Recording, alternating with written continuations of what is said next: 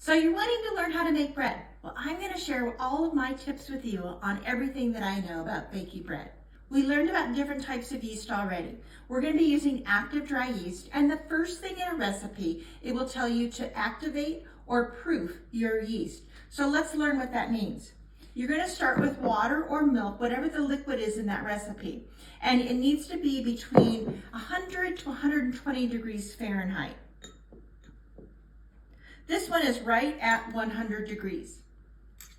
We're going to take our yeast and just sprinkle it over the top. And then we're going to add some food. The food is usually sugar or flour, honey, anything like that, that the yeast can start to feed off of so that it can become active. We're going to add a tablespoon of sugar in this case.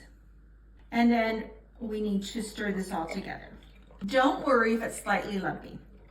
So right now, this is our yeast, sugar, water, just mixed together, and you can see it has actually already started to activate.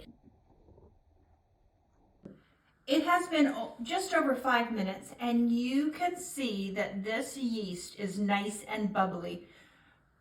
We started at the 1 cup level measure, and you can see where the bubbles have risen up almost just past the 1 1/4 level. So that's another good sign. This yeast is now ready. It can be added into the rest of your recipe for your dough. Now, you remember that you do not have to do this for an instant yeast unless you think that your instant yeast might not be good. Then you can test the instant yeast the same way. So one of the reasons I like to use active dry yeast is I know every single time that my yeast is going to be viable because I've just proofed it.